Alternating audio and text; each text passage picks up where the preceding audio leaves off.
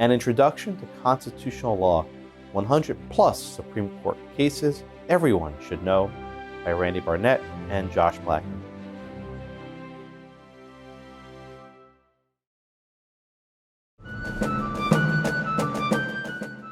Economic Liberty After the New Deal, United States versus Carolene Products, 1938, and Williamson v. Optical, 1955. Under the 14th Amendment, states cannot deprive people of life, liberty, or property without the due process of law. This provision requires a judicial process to ascertain whether a law that deprives a person of life, liberty, or property has unconstitutionally exceeded the legislature's power. Such an action is not a valid law. Throughout the 20th century, the Supreme Court has adopted 4 distinct approaches to determine whether economic regulations are within the legislative police power. Join me on a brief history of the Supreme Court's approach to the Due Process Clause. In the first 3 decades of the 20th century, the Supreme Court reviewed economic regulations with a rebuttable presumption of liberty. That is, the court presumed that an economic regulation was unconstitutional unless the government could provide factual evidence that the regulation was reasonable. Under this approach, the means must have a reasonable relation to proper ends. Furthermore, the legislature must be competent to pursue those ends. In Lochner v. New York, Buchanan v. Worley, and Atkins v. Children's Hospital, the government cannot offer enough evidence to rebut the presumption of liberty. Therefore, the laws in those 3 cases violated the 14th Amendment. However, in Muller v. Oregon, the court found the evidence in the Brandeis brief persuasive enough to justify the maximum hour law for female employees. In 1931, the court began moving away from the presumption of liberty. Instead, the court established the presumption of constitutionality, under which economic regulations were presumed to be constitutional. Yet that presumption could still be rebutted. How? The person whose liberty was being violated had to persuade the court that the government was acting unreasonably. This approach most closely resembles Justice Harlan's dissent in Lochner v. New York. The court applied this rebuttable presumption of constitutionality in O'Gorman, Nebbia, and West Coast Hotel. And in each case, the economic regulations were upheld as reasonable exercises of the police power.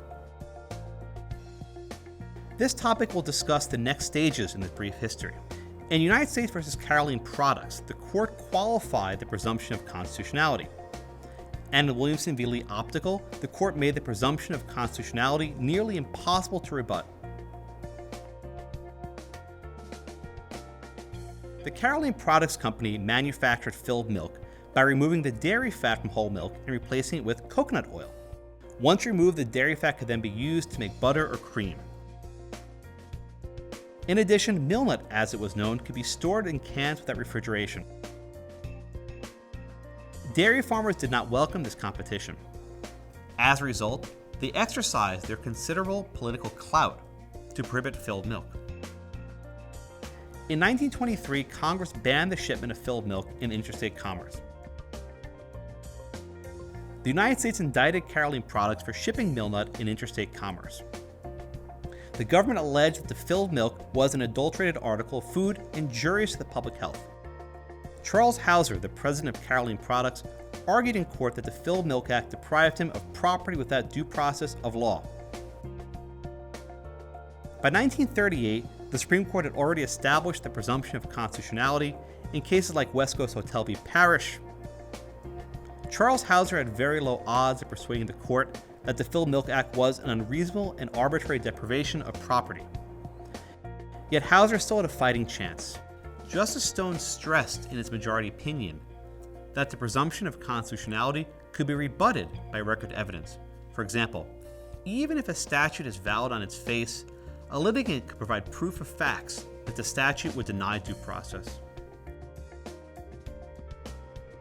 In Carolene Products, however, there was affirmative evidence that sustained the constitutionality of the statute. Specifically, congressional reports concluded that the use of filled milk as a substitute for pure milk is generally injurious to health and facilitates fraud on the public. The bulk of Carolene Products was fairly mundane. The decision simply restated how the presumption of constitutionality was rebuttable. This case became famous, however, because of its fourth footnote, the most famous footnote in the annals of the Supreme Court. Footnote 4 of United States v. Carolene Products is over 500 words long and spans across 2 pages.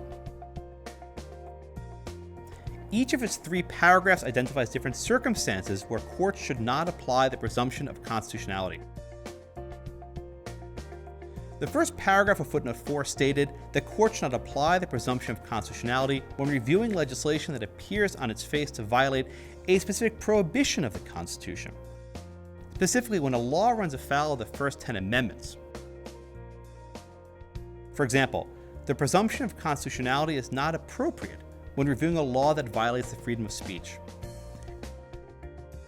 Instead, the court should apply a presumption of liberty. The government has the burden to justify why that enumerated right is being violated. This approach will become known as strict scrutiny. Justice Stone added this paragraph at the behest of Chief Justice Hughes, who thought that a law that is directly opposed to a specific constitutional guarantee, like freedom of speech, has no presumption of constitutionality to support it. Study Guide. The Ninth Amendment provides, the enumeration in the Constitution of certain rights shall not be construed to deny or disparage others retained by the people. Does footnote 4 disparage rights that are not enumerated in the Constitution because they are not enumerated? In the second paragraph of footnote 4, Justice Stone speculated that more exacting judicial scrutiny may be appropriate when courts review legislation which restricts those political processes which can ordinarily be expected to bring about repeal of undesirable legislation. For example, he lists restrictions upon the right to vote, restraints upon the dissemination of information, interference with political organizations, and a prohibition of peaceable assembly.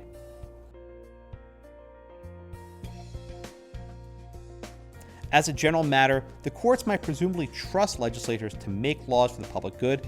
However, judges should be more skeptical when legislators seek to change the rules by which they are elected.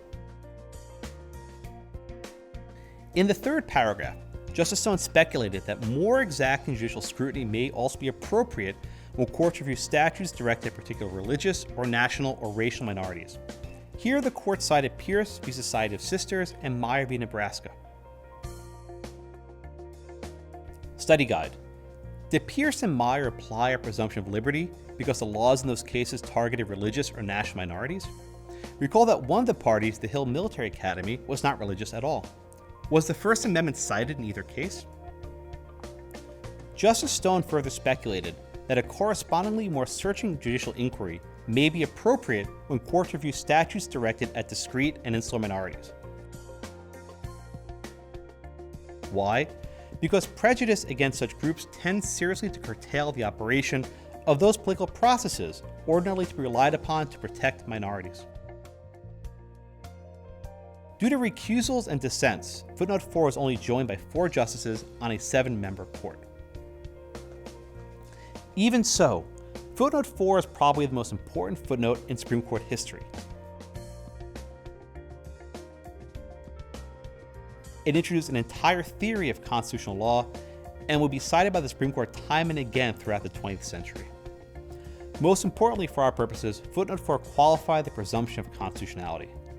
Not all legislation should be reviewed with deference. Laws that violated certain favored rights, such as those expressly stated in the Bill of Rights, will be strictly scrutinized. Conveniently, economic liberty rights were not expressed in the Bill of Rights. Under this formula, therefore, laws restricting these liberties would enjoy a presumption of constitutionality. Justice Stone's description of the presumption of constitutionality in the main text of his opinion, not in footnote 4, resembled Justice Harlan's dissent in Lochner.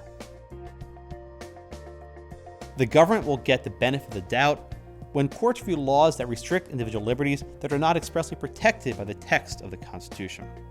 Today, such freedoms are called liberty interests.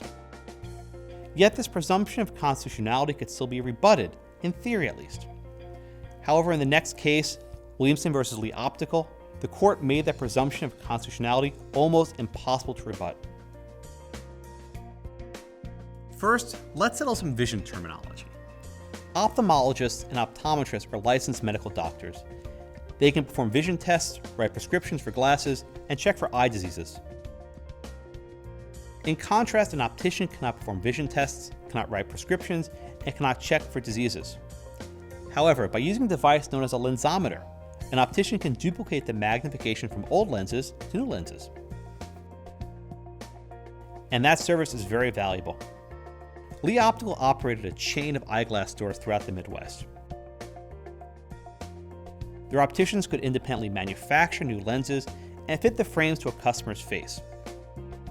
In response to this new business model, Oklahoma made it illegal for opticians to manufacture new lenses without a prescription from an ophthalmologist or an optometrist. Lee Optical argued that the Oklahoma law violated the 14th Amendment's Due Process Clause. At the time, constitutional challenges to state or federal laws were initially considered by a panel of 3 federal judges. In Lee Optical, the panel applied the rebuttable presumption of constitutionality described by Justice Stone in Carolene Products. The court affirmed that all legislative enactments are accompanied by a presumption of constitutionality. However, the panel insisted it could still annul legislative action where it appears certain that the attempted exercise of police powers is arbitrary, unreasonable, or discriminatory. Lee Optical was able to present evidence at trial about the reasonableness of the Oklahoma law. In turn, the court could then evaluate the persuasiveness of that evidence. Through this process, Lee Optical could rebut the presumption of constitutionality and prove that the law was unreasonable. Based on Lee Optical's arguments, the panel held that the means chosen by the legislature, prohibiting opticians from making lenses, did not bear a real and substantial relation to the end sought, that is, better vision. Indeed, opticians were more qualified than medical doctors to manufacture lenses. And both doctors and opticians relied on non-medical staff to operate lensometers.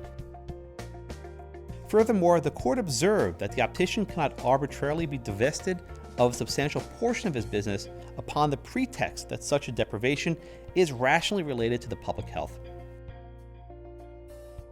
In other words, the Oklahoma law was not a good faith effort to promote the public health.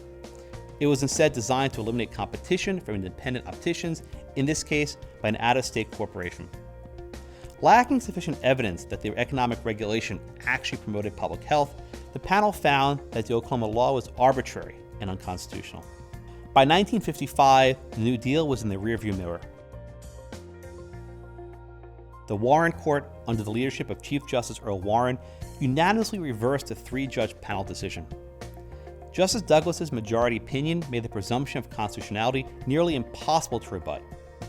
He observed that it was not the role of the courts to balance the advantages and disadvantages of the new requirement.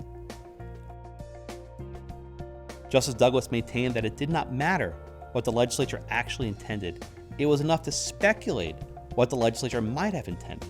For example, the legislature may have concluded that eye examinations were so critical, not only for correction of vision, but also for detection of latent ailments or diseases, that every change in frames and every duplication of a lens should be accompanied by a prescription from a medical expert.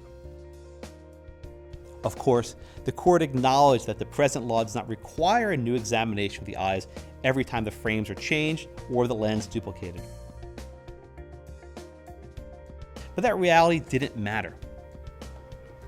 The law need not be in every respect logically consistent with its aims to be constitutional, Justice Douglas explained. Again, the key word is might. Indeed, there is no requirement that the legislature actually had a certain intent. Rather, courts are required to uphold laws that are arbitrary, unreasonable, or discriminatory, so long as the government might have concluded that the law was reasonable. Justice Douglas offered the simple test. It is enough that there is an evil at hand for correction, and that it might be thought that the particular legislative measure was a rational way to correct it. This form of scrutiny has been dubbed conceivable basis review.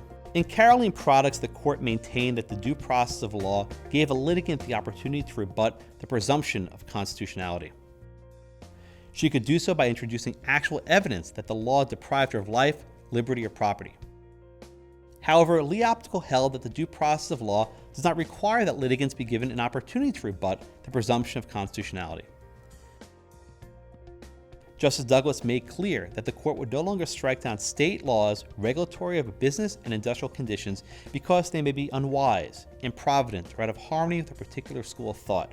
He added, "For protection against abuses by legislatures, the people must resort to the polls, not to the courts." Study guide. Is this deference limited to the review of regulations concerning business and industrial conditions? Does the court have the power to set aside unwise or improvident laws affecting other types of rights? Let's return to our brief history of the Supreme Court's approach to the Due Process Clause.